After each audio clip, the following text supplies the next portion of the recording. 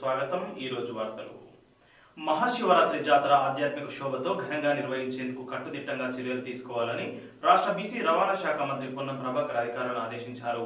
వేములవాడ రాజరాజేశ్వర స్వామి ఆలయం open slab లో నిర్వహించిన మహాశివరాత్రి జాతర సమన్వయ సమావేశానికి ముఖ్య అతిథిగా రాష్ట్ర బీసీ రవాణా శాఖ మంత్రి పొన్నం ప్రభాకర్ హాజరయ్యారు.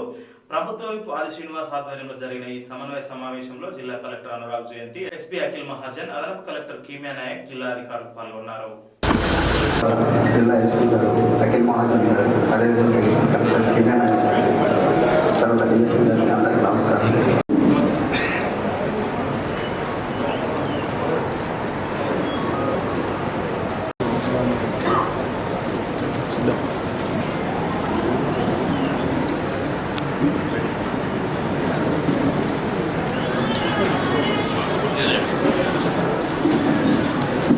అలానే వేములవాడ నగర వాసులకి మార్చి 7, 8, 9 జరుపుకోబోయే మహాశివరాత్రి వేడుకల దృష్ట్యా ఈ రివ్యూ మీటింగ్ ఏర్పాటు చేయడం జరిగింది.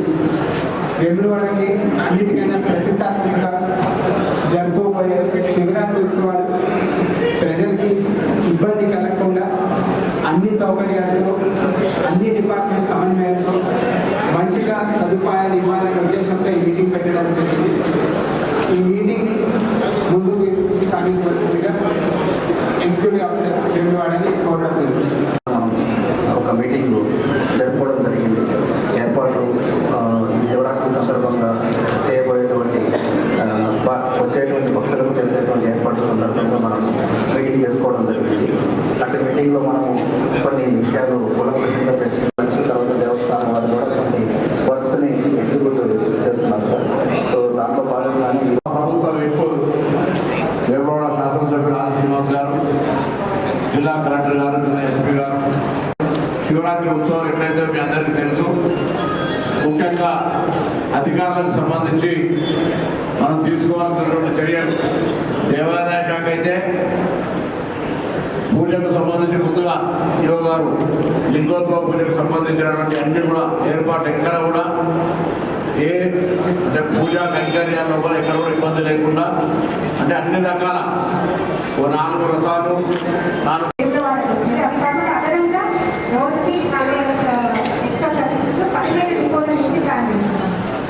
15 డిపోలని మనకి ఆర్మూరు, మన నర్సంపేట, పలకాలు, హనుమకొండ, కరీంనగర్, హుజూరాబాద్ ఇవన్నీ నుంచి ఒక 15 డిపోస్ నుంచి మనకి బస్సెస్ స్టార్ట్ చేస్తాం సార్. మెట్పల్లి అండ్ కోరుకుంట కూడా వస్తాయి సార్. సో మోస్ట్లీ వరంగల్ వస్తుంది సార్. 8th రోజు 400 ఉంటాయి సార్. మన 7th రోజు 265 సర్వీసెస్ ప్లాన్ చేస్తున్నాము. 8th మ్యాక్సిమం ఉంటుంది సార్. 400 సర్వీస్ ఆ రోజు ఉంటాయి. తర్వాత రోజు 330 మళ్ళీ కలిపి 994 సార్. అక్కడ కూడా ఆఫీసర్స్ ఉంటారు. మనము మన బస్ స్టేషన్లో మాత్రం drinking water facilities, toilet facilities అన్ని కూడా మనమే ప్రొవైడ్ చేస్తున్నాము. కట్ట కింద పాయింట్ నుంచి టెంపుల్ అథారిటీస్ ప్రొవైడ్ చేస్తారు సార్. అక్కడ కొంచెం టెంపరీ టాయిలెట్స్ ఒకటి ప్రొవిజన్ కావాలి సార్. రిమార్క్స్ వచ్చింది ఆడించుకోవడం మీరు ఒక కాపీ కలెక్టర్ ఇవ్వండి, ఇచ్చి వారి పోయింది మినిస్టర్ గారు నాకు ఆఫీస్ కూడా ఇంపార్టెన్స్ ఉంది. ఈ శివరాత్రి మీటింగ్ కూడా చర్చ జరిగినట్టు అట్లా మనకు ఈజీ అంటున్నా ప్యాసింజర్స్ ఇబ్బంది లేకుండా చూసుకుంటాను సార్.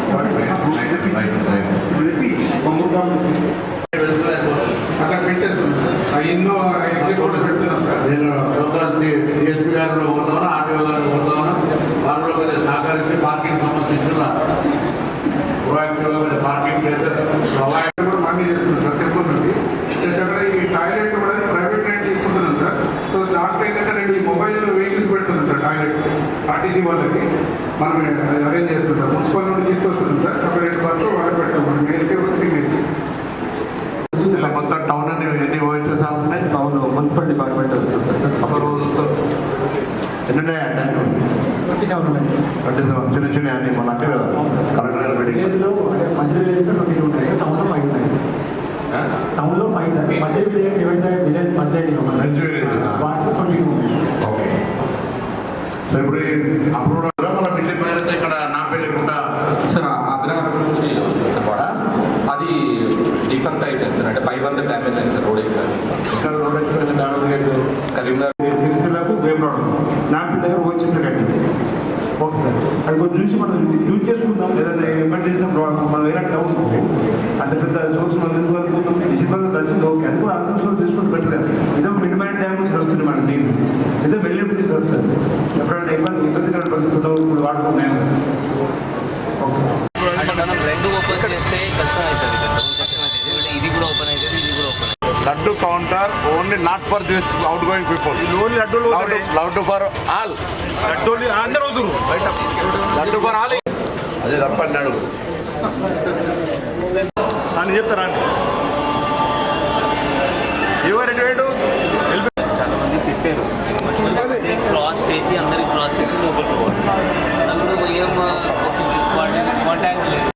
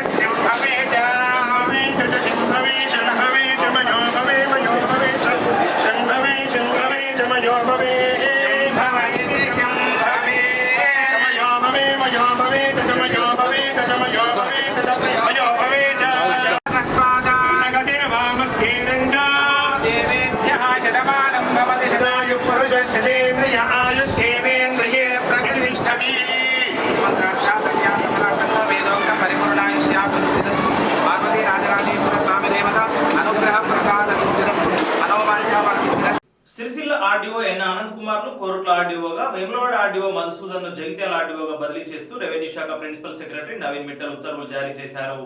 హన్మకొండ ఆర్డీఓగా విధులు నిర్వర్తిస్తున్న ఎల్ రమేష్ ను సిరిసిల్ల ఆర్డీఓగా, కోరుట్ల ఆర్డీఓగా విధులు నిర్వర్తిస్తున్న ఎస్ రాజేశ్వర్ ను వేములవాడ ఆర్డీఓగా బదిలీ చేస్తున్నట్టు ఉత్తర్వుల్లో పేర్కొన్నారు. రాముని జన్మభూమి ఎక్కడా అని నేను అనని మాటలను అన్నానని అనడం కరెక్ట్ కాదని అన్నారు మంత్రి పొన్నం ప్రభాకర్. అలా నేను అన్నట్లయితే సజీవ దహనానికి సిద్ధమని తెలిపారు. ప్రభుత్వ విప్ ఎమ్మెల్యే ఆది శ్రీనివాస్ తో కలిసి నాంపల్లి లక్ష్మీ నరసింహస్వామిని దర్శించుకున్నారు. అనంతరం మీడియాతో మాట్లాడారు.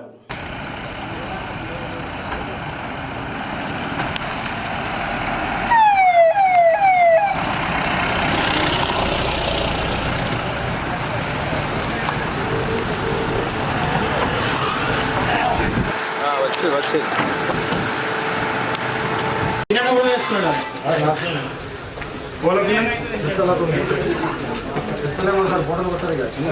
చెప్పులు అడిగి మళ్ళీ తీసుకోవాలి.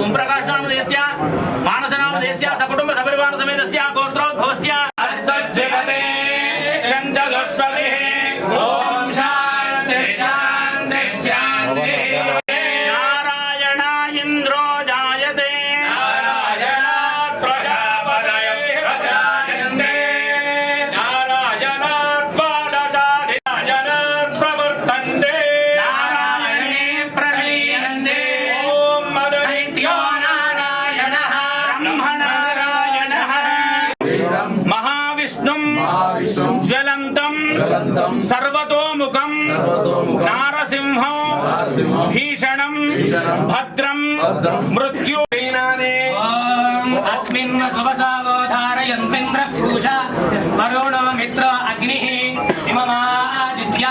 विष्णे च देवा उत्तारस्मिन् ज्योतिषि धारयन्तु अस्य देवाः प्रतिज्योतिरस्तु सूर्यो अग्निरुदवाहिरण्यः स्युत्तमेन ब्रह्मणा जातवेदः तेन त्वमग्र इह वर्धनेमं साजाम् ऐषा यज्ञमुदवर्चोदधेहम् అని ఉంటే మీడియా ఊరుకుంటుందా? రాముని జన్మెక్కడని అడిగేంత మూర్ఖుడు ఉన్నాడు ఎవడన్నా? అటువంటి రాముణ్ణి ఓట్ల రూపంలో అడుక్కునే మీరు, మలుచుకుని మార్కెటింగ్ చేసుకునే మీరు రాముని జన్మ గురించి కూడా అంశం లేవనెత్తుతున్నారంటే మీ మూర్ఖత్వం ఎంత ఉందో ఒక్కసారి భక్తులంతా ఆలోచన చేయాలి. నేను ఎన్నడని అనున్నట్టుగా చూపెడితే నేను సజీవ దహనానికి కూడా నాకు నేనుగా సిద్ధం. అనని మాటలు ఆపాదించే విధంగా మాట్లాడితే నీ రాజకీయ రంగు తెలుస్తూ ఉన్నది. అదేవిధంగా ఇలా ఆ వీడియో ప్రత్యక్ష ఇక్కడ ఎమ్మెల్యే ఎవరు, కేటీఆర్ ఈయనిద్దరు దోస్తులు నన్ను క్రిటిసైజ్ చేస్తారు. రాముడు జన్మ ఎక్కడ అన్నారు, అక్షింతలు ఎక్కడ అన్నారు, మీ అమ్మ కుట్టినవా అని మళ్ళీ నేను అమ్మ పేరు మీద రాజకీయం చేస్తున్నా అంటున్నాడు. నేను మా అమ్మ పేరు మీద రాజకీయం, అమ్మ ప్రస్తావన తెచ్చింది ఎవడు, అమ్మను రాజకీయాలకు తీసుకొచ్చింది ఎవడు? దాని తర్వాత హుస్నాబాద్ నిండు అంబేద్కర్ స్టాచ్యూ దగ్గర బతికున్న మా అమ్మను పట్టుకొని ఆత్మ ఘోషిస్తుంది రావు ఎదవా, నువ్వు మళ్ళా మా అమ్మ కాలు ముక్తా అంటున్నావు. ఇలా నాకు ఎంత బాధ కలుగుతుండొచ్చు? నేను ఎన్నడైనా ఏదైనా రాజకీయ పరంగా ఎవరైనా వ్యక్తిగతంగా కుటుంబాలను విమర్శించుకున్నామా? ఇవేందో రమేష్ బాబుతో ఇంత పెద్ద శత్రుత్వం ఉన్నా ఎన్నడూ కూడా వాళ్ళ కుటుంబ సభ్యులనే మాట్లాడలేదే. ఇలా నా అమ్మను పట్టుకొని బతుకున్న అమ్మ, నా తల్లి రోజు 4 సార్లు ఫోన్ చేస్తుంది, అందరికీ తెలుసు, ఏడికైనా ఆశీర్వదిస్తుంది. అటువంటి ఆమెను పట్టుకొని ఇలా 80 సంవత్సరాల అమ్మను పట్టుకొని ఆత్మకు శోభిస్తుంది అంటున్నావా?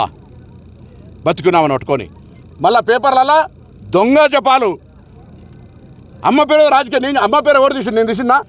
నేను అడిగిన ఈ ఎంపీగా ఈ నియోజకవర్గం ఏం చేసినావు చర్చకు రమ్మని అడిగిన, నేను చేసినవి చూపిస్తా అని చెప్తున్నా. ఇవాళ కూడా రోడ్లు, ఉపాధి హామీ పనులు చెప్పుకునే విధవా ఈ నియోజకవర్గ అభివృద్ధికి ఏం చేసినావు? ఒక నిర్మాణాత్మక పనులు చెప్పు. ఈ వేములవాడ దేవస్థానం హిందూ అని చెప్పుకుంటావు కదా, ఏం చేసినావు చెప్పు. రాముని పేరు పొద్దుగాలి అసలు మంగళసూత్రాలు అమ్ముకున్నాను. భార్య మంగళసూత్రం విలువ తెలుసా? ఎన్నికల్లా ఓట్ల కొరకు పిచ్చగా లెక్క పెళ్ళ మంగళసూత్రాలు అమ్ముకున్నాను. నువ్వొక విధవ. నన్ను అంటుండి అలా ఎంపీగా నేను గెలిస్తే నువ్వు రాజీనామా చేస్తావని. సిగ్గుండాలి. 3 సార్లు ఎమ్మెల్యే ఓడిపోయినావు. అసలు ఎంపీకి నీకు అర్హత ఉందా పోటీ చేసేది? అసలు ఎంపీగా రాజీనామా చేయాలి కానీ ఎమ్మెల్యే ఓడిపోయినాక మొన్న నేను నా నియోజకవర్గంలో ఎక్కడో పోయి కూడా గెలిచిన మొగోడిని. నీకు దమ్ముందా? నువ్వు ఎమ్మెల్యే ఓడిపోయి 3 సార్లు అదే నియోజకవర్గం నుంచి గంగుల కమలాకర్ నువ్వు కుమ్ముక్కై నువ్వు ఎమ్మెల్యే ఓడిపోవాలి. మళ్ళీ వాడో వీడో రాళ్ళు కొట్టినట్టు ఇటువంటి సానుభూతి తెచ్చుకోవాలి. హుస్నాబాద్ నియోజకవర్గాల మొన్న ఎమ్మెల్యే ఎలక్షన్లో 8,000 ఓట్లు వస్తే వాళ్ళకు 1,00,000 ఓట్లు వచ్చినాయి. నాకు పార్లమెంట్ ఎన్నికల బండి సంజయ్ పోటీ చేసినాడు కూడా వినోద్రావు ఓట్లు వస్తే నాకు ఆయనకు 5,000 తేడా ఉంటే 3వ స్థానంలో 20,000 ఓట్లు కూడా రాలే. వీళ్ళు మాట్లాడుతూ ఉన్నారు. 100 మంది లేరు ర్యాలీలా. మా అటువంటి వాళ్ళతో ఎవరో కార్యకర్తలు కోపానికి వస్తున్నారని పెద్ద ఫోర్స్ క్రియేట్ చేసి భారతదేశంలో ఉన్న నరేంద్ర మోడీ ప్రభుత్వాన్ని మొత్తం ఉపయోగించి 300 మంది పోలీసులు పెట్టుకుని చెప్పిన, అయ్యా మేము ఏమనం, చాలామంది ఉస్మానాబాద్కి వస్తుంటారు పోతుంటారు, రంగట్ల ఎలుకతురు తిరిగి చూస్తున్నాం, సిద్దిపేట రోడ్డు మీద 100 మంది చచ్చిపోతారు. ఆయనలో ఇల్లొక్కడు 5 ఏళ్ళలో ఎన్నడూ రాలే. ఆయన గురించి పట్టించుకోదని కార్యకర్తలకు పొద్దున్నే దండం పెట్టినా. ఆ పోలీసులు కూడా చెప్పినా, ఎందుకే 300 మంది పోలీసులు ఆయన ఎవడే ఉంటాడు? ఆయన రెచ్చగొట్టుకోవడానికి మొన్న కూడా మొహరం పండుగకి ఏదో రాళ్ళు వేసుకొని అప్పుడున్న సిపిని ట్రాన్స్ఫర్ చేసిండు. ఎప్పుడు కూడా మతపరమైన అంశాలు రెచ్చగొట్టాలి. అసలు కేసీఆర్ గారు కూడా ఏమన్నారా పోయిన ఎన్నికల్లా, అరే నేను యజ్ఞాలు చేస్తా, నేను ఇంత పెద్ద భక్తుడిని, పాడోడు ఈడోడా హిందుగాలు బొందుగాలని పెద్ద హిందువుల పేరున్న బ్రాండ్ అంటాడు, నాకంటే ఎవడు ఎక్కువ అన్నాడు. దాన్ని ఎన్నికల రాజకీయం చేసుకొని గెలిచిన బిడ్డ. ఇవాళ తల్లి, ఏ తల్లి అందరికి తల్లిని రాజకీయాలకు లాగినావు. నేను ఈ తెలంగాణలో తల్లులందరినీ కోరుతున్నా, వాళ్ళ భారతీయ జనతా పార్టీ నాయకత్వాన్ని కోరుతున్నా. నా తల్లి ఇలా శోభిస్తుంది, మనసు బాధపడుతుంది. మా అమ్మది ఏడుస్తుంది. బిడ్డ, నా తల్లి గురించి మాట్లాడినావు, జాగ్రత్త. ఆవేదనతో చెప్తా ఉన్నా. నిన్న మొన్న నాకు తెలుసు, మా మిత్రులంతా మాట్లాడితే ఒక్కొక్కరోజు రాత్రి నిద్రపోలే. అటువంటి పరిస్థితుల్లో మా అమ్మ గురించి మీరు అందరూ తెలుసు కదా, కుటుంబం, మా కుటుంబం నేపథ్యం. వాడు నా తల్లి గురించి మాట్లాడతాడే. మళ్ళీ పేపర్లలా, వాట్సాప్లలా అమ్మ పేరు రాజకీయం చేస్తుంది. నేను అన్న అమ్మ పేరు తీసినా ఎప్పుడన్నా? ఇన్నిసార్లు ప్రెస్ కాన్ఫరెన్స్ చేసినామా? ఎవరన్నా ఎక్కడన్నా నా కుటుంబ సభ్యుల పేరు తీసినామా? వీడియో చూడండి. నేను మీ అమ్మని అనలే, మీ అమ్మ అని ప్రత్యేకించి వీడియోలో. ఇక్కడ ఎమ్మెల్యే ఎవడని, ఈ ఎమ్మెల్యే కేటీఆర్ కలిసి నన్ను తిడుతున్నారని, రాముడు జన్మ ఎక్కడ అడిగిందని, అక్షంతల గురించి అడిగిందని, మీ అమ్మకు పుట్టినవా అని అంటే వాళ్ళమ్మ జవాబు చెప్పాలి. మళ్ళా హుస్నాబాద్ సభలా మా బతుకునమ్మని పట్టుకోవట్లట. అందరు కోరుతున్న దండం పెట్టి ఇటువంటి మూర్ఖుడు మనకు 5 ఏళ్ళు ఎక్కడ కనవల్లే. ఏ ఊర్లో తిరిగిండు అడుగుని, ఏ ఊరికి ఏం చేసాడు అడుగురి. ఇటువంటి ఓడిపోయి అఖిల భారతీయ జనతా ప్రధాన ఎమ్మెల్యే ఓడిపోయి ఈ ఎంపీ అట. సిరిసిల్ల వస్త్ర పరిశ్రమ సంక్షోభం నుండి రక్షించాలని డిమాండ్ చేస్తూ వస్త్ర పరిశ్రమలో పనిచేస్తున్న కార్మికులు ఆసాములు కదం తొక్కారు. సిరిసిల్లాలో తెలంగాణ పవర్లూమ్ వర్కర్స్ యూనియన్ ఆసాముల సమన్వయ కమిటీ సిఐటియు ఆధ్వర్యంలో నేతన్నల మహాధరణ కార్యక్రమం నిర్వహించారు. కార్యక్రమానికి మాజీ శాసనమండలి సభ్యులు చెరుపల్లి సీతారాములు హాజరై సిరిసిల్ల వస్త్ర పరిశ్రమలో పనిచేస్తున్న కార్మికులకు ఆసాములకు ఉపాధి కల్పించి ఆదుకోవాలని ప్రభుత్వాన్ని డిమాండ్ చేశారు. కార్యక్రమంలో సిపిఎం పార్టీ రాష్ట్ర కమిటీ సభ్యులు స్కైలా బాబు, సిఐటియు రాష్ట్ర కార్యదర్శి పవర్లూమ్ వర్కర్స్ యూనియన్ రాష్ట్ర ప్రధాన కార్యదర్శి Kurapati Ramesh, powerloom workers union రాష్ట్ర అధ్యక్షులు మూషం రమేష్, సిఐటియు జిల్లా కార్యదర్శి కోడం రమణ, వివిధ సంఘాల నాయకులు పాల్గొన్నారు.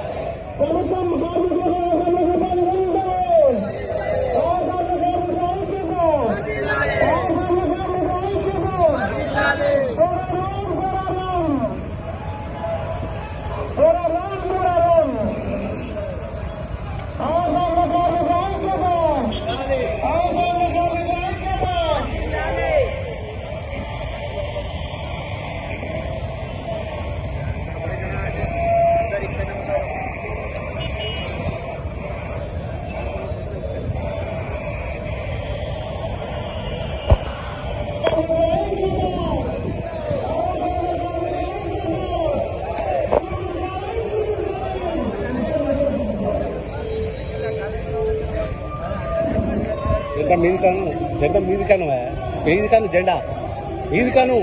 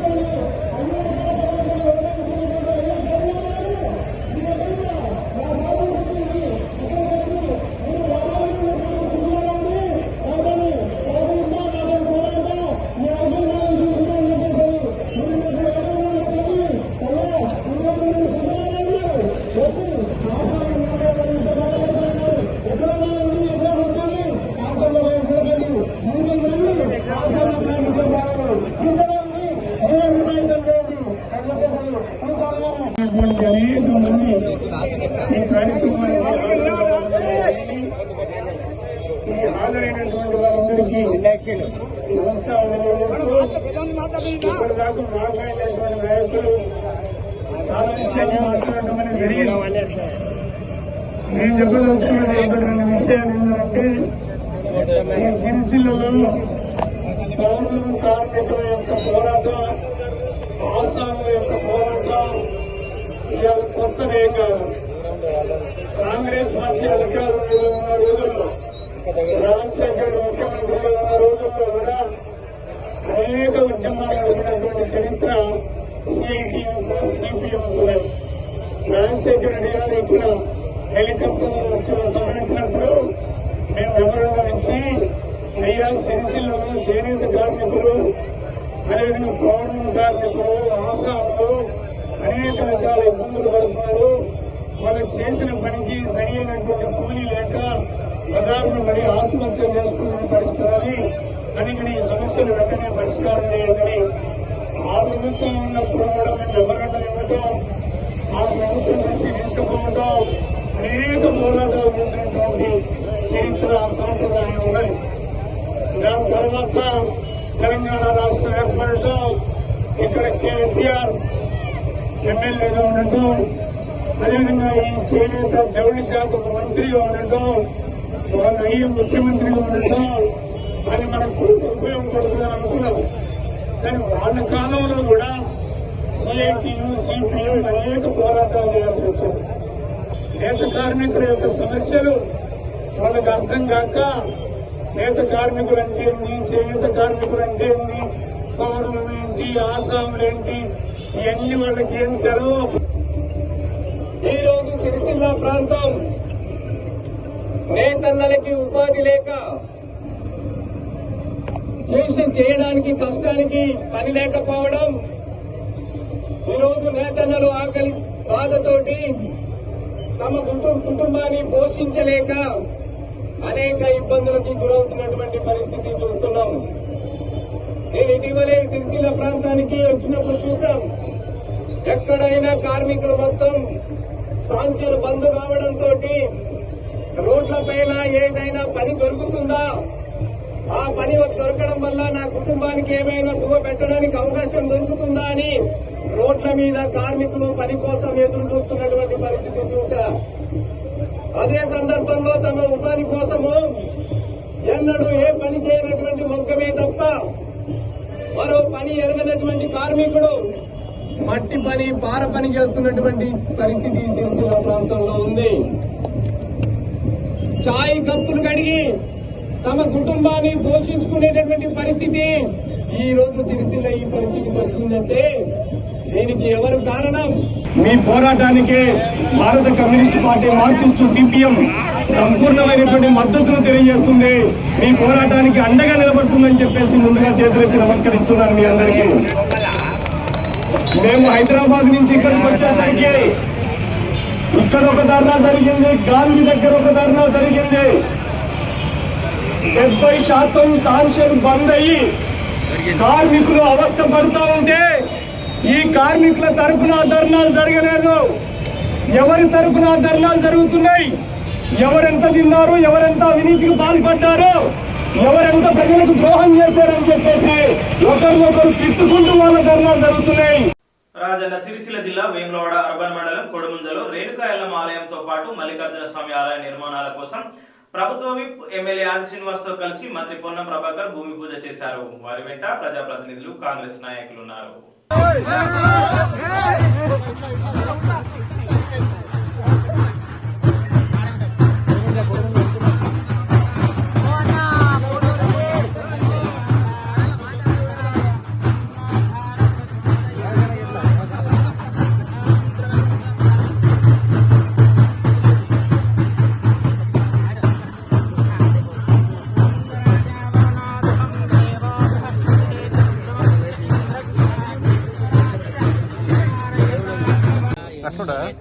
बोलो ब्रह्मरांभ मल्लिकार्जुन स्वामी भगवान की, मल्लिकार्जुन स्वामी भगवान की। तस्मात् शुभं मे शान्तिं प्राप्स्यामि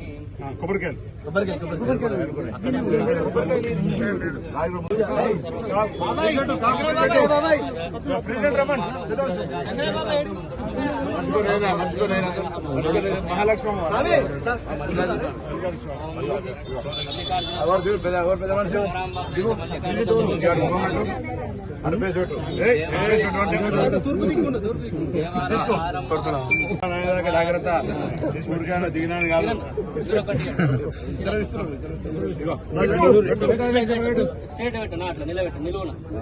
శ్రీ మల్లికార్జున స్వామి నూతన దేవాలయ ఆరంభ అస్తు ముహూర్తో హస్తు దగ్గరకు పెట్టండి రెండొక దగ్గర ఇది కూడా దాని పక్కన పెట్టండి పక్కన ఇటు ఇటు దాని పక్కన కింద కింద ఇటు సైడ్ అట్లా అడ్డంలో పెట్టండి రెండు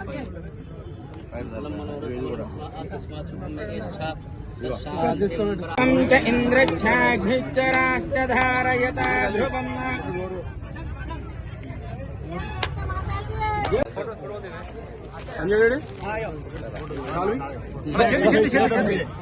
ఆగే చేతి అప్పటి నుంచి ఆగే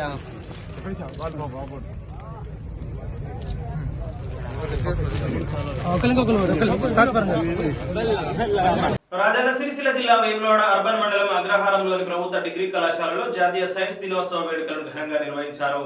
కళాశాల సైన్స్ విభాగాలు సంయుక్తంగా నిర్వహించిన కార్యక్రమంలో కళాశాల ప్రిన్సిపల్ డాక్టర్ వాగ్లూరి శ్రీనివాస్ మాట్లాడారు. శాస్త్ర సాంకేతిక ప్రగతి మానవాళి అభ్యున్నతికి దోహదపడాలని ఆకాంక్షించారు. ఈ వైజ్ఞానిక ఆవిష్కరణలను మానవాళి శ్రేయస్సు కొరకు మాత్రమే వినియోగించాలని సూచించారు. ఈ సందర్భంగా నిర్వహించిన వక్తృత్వ పోటీలలో విద్యార్థులు ఉత్సాహంగా పాల్గొన్నారు. తదనంతరం విజేతలకు బహుమతులను అందజేశారు. కార్యక్రమంలో కళాశాల కార్యక్రమ సమన్వయకర్తలు doctor Tirukovala Srinivas, Madhu Rajesh, Keerthi Rajesh, doctor K Y Karuna, Narayana, IQAC సమన్వయకర్త డాక్టర్ వి వెంకటేశ్వర్లు, కళాశాల అధ్యాపకులు doctor Afari Usmani, doctor M Mallareddy, doctor N Ramadevi, doctor M Prabhakar, doctor N Srinivasulu, Y Narsaiah, K Madhubabu, doctor R Arjun, Deepika, Fakir తదితరులు పాల్గొన్నారు. దేశవ్యాప్తంగా ప్రపంచవ్యాప్తంగా ఈరోజు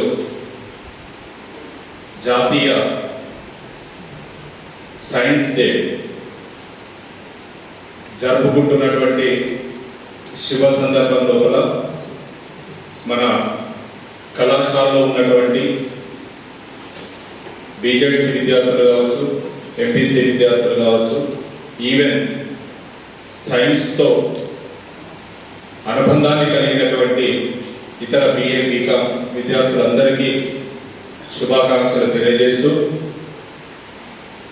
మనకు నేషనల్ సైన్స్ డే అనగానే ఎంపీసీ వాళ్ళు, బైపీసీ వాళ్ళు సైన్స్ విద్యార్థులకు మాత్రమే చెందినది, ఇది మాకు ఎలాంటి సంబంధం లేదు అనేటువంటి భావన ఏ విద్యార్థి కూడా రావద్దని చెప్పేసి నేను కోరుతా ఉన్నాను. ఎందుకు అంటే శాస్త్రం అనేటువంటిది ఒక ప్రకృతి లాంటిది, సైన్స్ అనేటువంటిది ఒక ప్రకృతి లాంటిది. శ్వాసిస్తున్నటువంటి ఏ జీవి అయినా కానీ శాస్త్రంతో సంబంధం కలిగినటువంటి వ్యక్తులే. కాబట్టి ప్రతి ఒక్కరూ నేషనల్ సైన్స్ డేను జరుపుకోవడం లోపల ప్రతి ఒక్కరూ నిమగ్నం కావాలని చెప్పేసి నేను కోరుకుంటూ, ఈరోజు ఈ అకేషన్ జరుపుకుంటున్నటువంటి మన కళాశాల విద్యార్థులకు సైన్స్ డేని ఇంత అద్భుతంగా నిర్వహిస్తున్నటువంటి సైన్స్ విభాగ అధిపతులకు, అసిస్టెంట్ ప్రొఫెసర్స్కి మరియు ఇతర అధ్యాపక మిత్రులందరికీ మరొకసారి సైన్స్ డే సందర్భంగా శుభాకాంక్షలు తెలియజేస్తూ, దీని యొక్క ఇంపార్టెన్స్ నాకన్నా మీకు ఎక్కువ తెలుసు. ఎందుకు అంటే శాస్త్ర సాంకేతిక రంగాల్లో అభివృద్ధి చెందుతున్నటువంటి ఈ ప్రపంచము మనకు కళ్ళకు కట్టినట్టుగా కనబడతా ఉంది. ఎప్పుడో 100 సంవత్సరాల క్రితం ఉన్నటువంటి పరిస్థితులు, 100 సంవత్సరాల ముందట ఉన్నటువంటి ఎప్పుడో ఒక రాతి యుగం కావచ్చు, మరియు ఇప్పుడు ఒక డిజిటల్ నాణ్య యుగానికి చేరుకున్నటువంటి సందర్భం. వేములవాడలో అధికార కాంగ్రెస్ పార్టీలోకి చేరికల పర్వం కొనసాగుతోంది. పట్టణంలోని 24వ వార్డు కౌన్సిలర్ అన్నారం ఉమారాణి కాంగ్రెస్ పార్టీలో చేరగా రాష్ట్ర బీసీ సంక్షేమ రవాణా శాఖ మంత్రి పొన్నం ప్రభాకర్, ప్రభుత్వ ఆది శ్రీనివాసులు కౌన్సిలర్కు కండువా కప్పి పార్టీలోకి ఆహ్వానించారు. కార్యక్రమంలో స్థానిక నాయకులు పాల్గొన్నారు.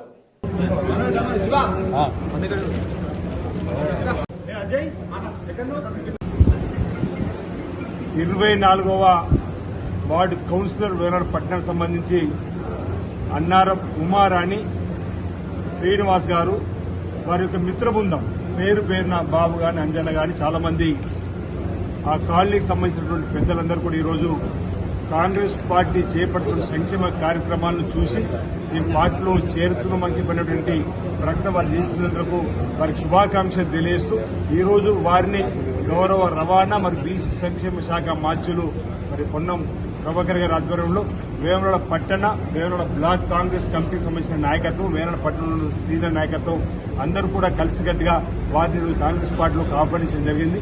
నేటి నుంచి వారు కాంగ్రెస్ పార్టీలో కుటుంబంలో సభ్యుడిగా చేరిపోయారు. వారికి సందర్భం ఒకటి సూచన ఇస్తా ఉన్నాం.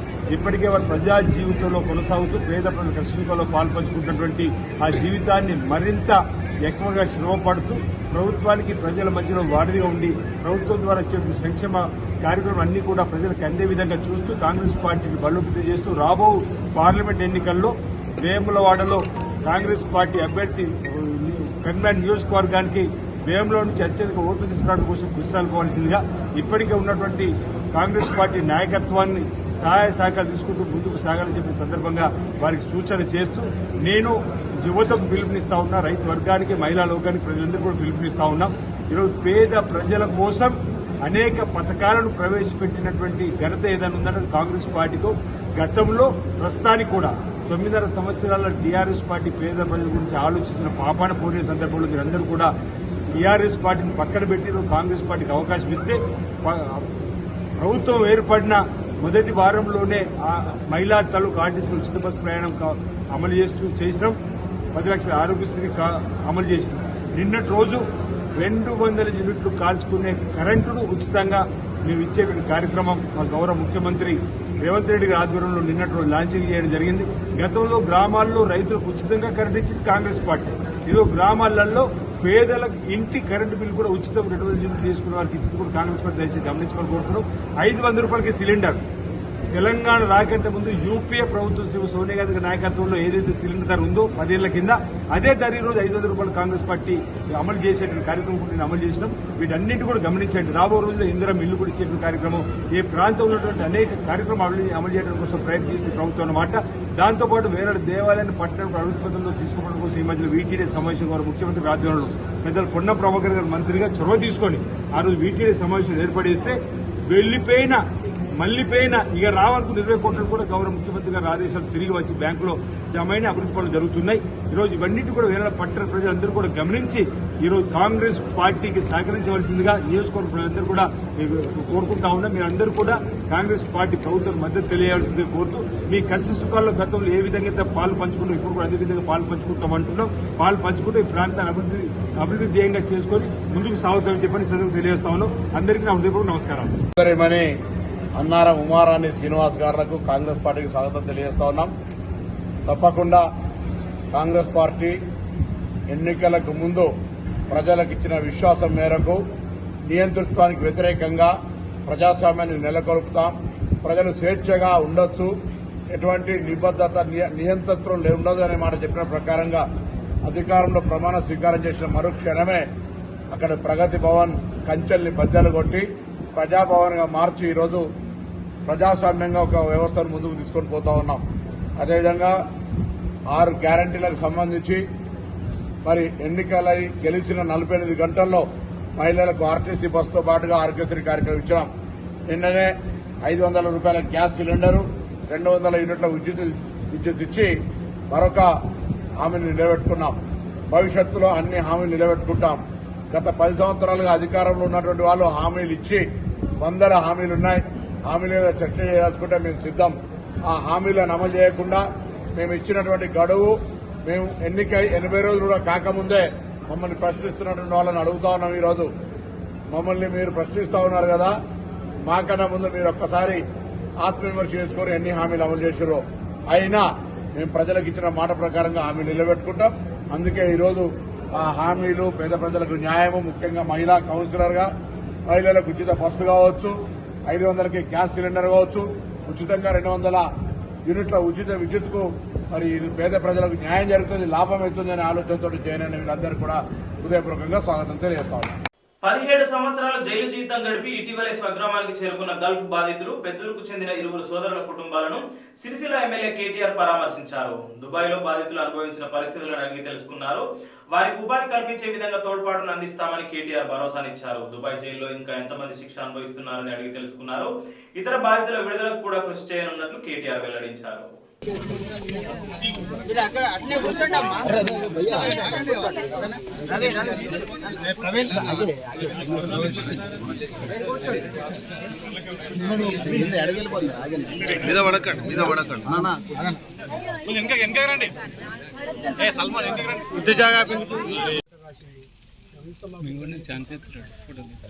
బాగా కష్టపడ్డాడు. కాకపోతే ఇలా నేను గతం ముంగడికి ఏందన్నది ఒక రిక్వెస్ట్ ఏమో మీకేం చేయాలి. నెంబర్ 1. నెంబర్ 2 ఏంటంటే నిజంగా చెప్తారు, మనలాగా ఎంతమంది ఉంది జైల్లో? ఇంకా 5 మనోడు ఒక ఆయన వీరపల్లివాడు కూడా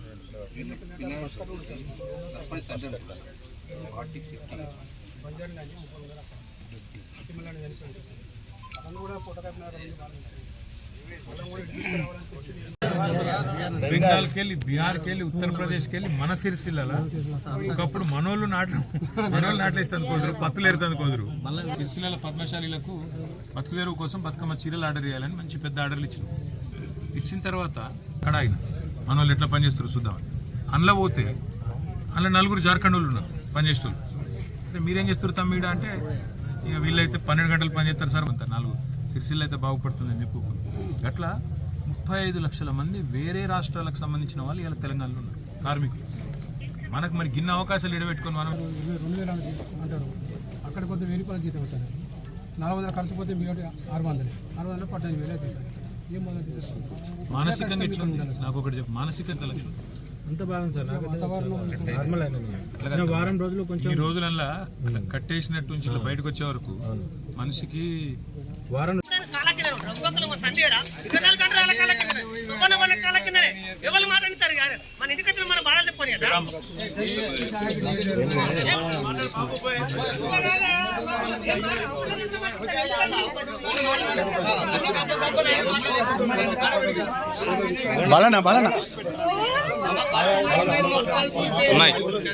దశాబ్దాలుగా ఇక్కడ నుంచి మరి లక్షల సంఖ్యలో సోదరులు తమ భార్యా పిల్లల్ని విడిచిపెట్టి కుటుంబాలను వదిలిపెట్టి గల్ఫ్ దేశాల్లో ఆ ఎడారుల్లో మరి ఓయాసిస్సులు వెతుక్కుంటూ మెరుగైన అవకాశాలు వెతుక్కుంటూ లక్షల సంఖ్యలో దాదాపు 3.5-4 దశాబ్దాలుగా అక్కడ పోయి పనిచేస్తూ ఉన్నారు. అయితే గత 10 సంవత్సరాలుగా ముఖ్యంగా రాష్ట్రం ఏర్పడ్డ తర్వాత ఇవాళ తెలంగాణలో వ్యవసాయము బాగైంది, ఉపాధి అవకాశాలు బాగైనాయి.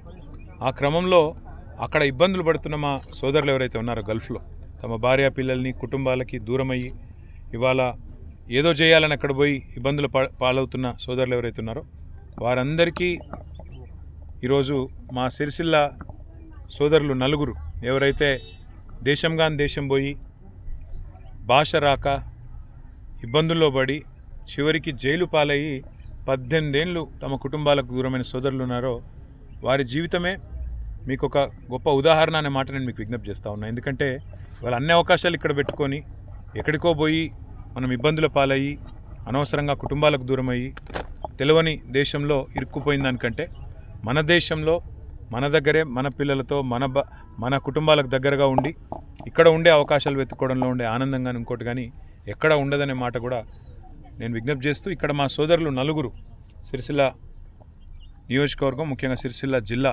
వేములవాడలో 1, జగిత్యాల నుంచి మరొకరు, అదేవిధంగా సిరిసిల్లకు సంబంధించి 3 మొత్తం కలిపితే 5 సోదరుల్లో 4 తిరిగి వచ్చినారు. చాలా సంతోషం. నేను దాదాపుగా ఇక్కడ మా స్థానిక నాయకులు ఆనాడు తౌటు నాగభూషణం గారు అనే ఒక రిపోర్టరు, తర్వాత బాలు కాయితీ అనే మరొక రిపోర్టరు, 2 సోదరులు కూడా ఈ విషయం నా దృష్టికి తీసుకొచ్చి అన్న మన వాళ్ళు ఇబ్బందుల్లో ఉన్నారు, మీరు వారిని విడిపించేదానికి మీ ప్రయత్నం చేయండి అంటే ఆనాడు మేము అధికారంలో లేము. 2011-12 ఆ ప్రాంతంలో మొదటిసారి ఈ అంశం నా దృష్టికి వచ్చినాడు అధికారంలో లేము. కానీ సిన్సియర్గా ప్రయత్నం చేసి నేపాల్ దాకా పోయి ఒక 15 లక్షల రూపాయలు ఆనాడు బ్లడ్ మనీ అంటారు, ఏ కుటుంబం అయితే చనిపోయిందో ఆ కుటుంబానికి పోయి వారి కుటుంబ సభ్యులకు డబ్బులు కూడా కాఠ్మండు దాకా పోయి మందా భీమిరెడ్డి గారు, నారాయణ స్వామి గారు వాళ్ళందరినీ కూడా తీసుకొని పోయి అక్కడ దాకా పోయి ఇచ్చి రావడం జరిగింది. తదనంతరం వారు వెంటనే విడుదలవుతారని ఆశించడం జరిగింది.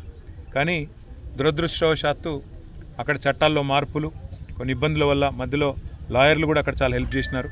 అక్కడ మా గల్ఫ్లో ఉండే సోదరులు, మా సత్యం గారు, రాధారప్ సత్యం గారు, జువాడి శ్రీనివాస్ గారు, అక్కడ లాయర్ అనురాధ గారు, ఇంకా అక్కడ స్థానిక లాయర్లు కూడా, అక్కడ యునైటెడ్ అరబ్ ఎమిరేట్స్ సంబంధించిన లాయర్లు వాళ్ళు కూడా సాయం చేసినారు. ఎంతోమంది కృషి వల్ల ఒక 7 సంవత్సరాల జైలు శిక్ష తగ్గి ఈరోజు 18 ఏళ్లకు, అంటే అది కూడా చాలా ఎక్కువ అయినప్పటికీ ఇంకో 7 సంవత్సరాలు శిక్షా కాలం ఉండంగా వారు బయటికి రావడం, వారి కుటుంబాలతో మళ్ళీ తిరిగి కలవడం చాలా సంతోషంగా ఉంది. అందుకే వారిని కలవడానికి, వారిని పరామర్శించడానికి, కేవలం పరామర్శించడానికి మాత్రమే కాదు, వారి కాళ్ళ మీద వారు, ఎందుకంటే 18 ఏళ్ళ తర్వాత తిరిగి వచ్చిన తర్వాత వాళ్ళకు కూడా ఇక్కడ ఏం చేయాలనో పాల్పోతలేదు. కాబట్టి వారి కాళ్ళ మీద వారు తిరిగి నిలబడడానికి కూడా నా వంతు ప్రయత్నంగా తప్పకుండా సాయం చేస్తానని చెప్పి వారికి నేను మాట ఇచ్చినాను. ప్రభుత్వాన్ని కూడా నేను కోరుతా ఉన్నాను, మీరు మాట ఇచ్చారు, గల్ఫ్ బాధితులకు సహాయం చేస్తామని చెప్పారు, తప్పకుండా మీరు కూడా మాట నిలుపుకుంటారని, నిలుపుకోవాలని మనస్ఫూర్తిగా నేను రాష్ట్ర ప్రభుత్వాన్ని కూడా కోరుతా ఉన్నా. తప్పకుండా నా తరపున వ్యక్తిగతంగా నేను కూడా వారు తమ కాళ్ళ మీద తాము నిలబడే విధంగా, స్వయం ఉపాధి అవకాశాలు అందిపుచ్చుకునే విధంగా మంచి ఏర్పాటు చేస్తానని వారికి మాట ఇచ్చాను. తప్పకుండా రాబోయే 1-2 నెలల్లోనే ఏర్పాట్లు చేస్తానని చెప్పి కూడా తెలియజేస్తూ, గల్ఫ్ దేశాల్లో ఉండే తెలంగాణ బిడ్డలకు మాత్రం మళ్ళొక్కసారి నా విజ్ఞప్తి, మీరు ఇక్కడ నుంచి పోవడం, కొంతమంది నకిలీ ఏజెంట్ల చేతుల్లో మోసపోయి పోవడం, అక్కడ పోయిన తర్వాత కలివిల్లి కావడం, అక్కడ పోయిన తర్వాత మళ్ళీ ఇబ్బందులు పడడం, భాష రాక, వీసా లేక, న్యాయంగా రావాల్సిన వేతనాలు రాక, రకరకాల ఇబ్బందులు. అందుకే మీ అందరికీ కూడా నా విజ్ఞప్తి, తెలంగాణలో ఇవాళ అవకాశాలు కోకోల్లలుగా ఉన్నాయి. మన దగ్గర ఎక్కడెక్కడి నుంచో వచ్చి ఇవాళ వివిధ రాష్ట్రాల కార్మికులు పనిచేస్తూ ఉన్నారు. కాబట్టి అన్నిటిని దృష్టిలో పెట్టుకొని దయచేసి తెలంగాణ సోదరులు ఎవరైతే గల్ఫ్లో ఉన్నారో లేదా ఇక్కడి నుంచి పోవాలని ఆశిస్తున్నారో వారందరూ కూడా ఇక్కడే తమ కుటుంబాలతో ఉండి సంతృప్తికరమైన జీవితాన్ని గడపాలని మనస్ఫూర్తిగా కోరుకుంటూ, తిరిగి వచ్చిన మా శివరాత్రి హనుమంత్ గారు, మల్లేష్ గారు, లక్ష్మణ్ గారు, వెంకట్ గారు, రవి గారు, వెంకట్ ఒక్కరు రావాలి, ఇంకా రవి గారు, అందరికి కూడా మరి స్వాగతం చెబుతూ వారి కుటుంబాలతో వారు సంతోషంగా జీవితాన్ని గడపాలని ఆకాంక్షిస్తూ, సహకరించిన ప్రతి ఒక్కరికి, ఈ విషయాన్ని నా దృష్టికి తెచ్చిన 2 రిపోర్టర్ సోదరులకు, సహకరించిన లాయర్లకు, దౌత్య అధికారులకు, ఇందులో కేంద్ర ప్రభుత్వం కూడా సహకరించింది వారికి, ప్రతి ఒక్కరికి కూడా పేరు పేరున మా కుటుంబాల తరఫున హృదయపూర్వకంగా ధన్యవాదాలు. వారందరూ కూడా, మీ అందరూ కూడా ధన్యవాదాలు. Thank you. నిజానికైతే ఈ వార్తలు ఇంతటితో సమాప్తం. తిరిగి ప్రసారమయ్యే మరో బులెటిన్లో మళ్ళీ కలుసుకుందాం. అంతవరకు సెలవు. నమస్కారం.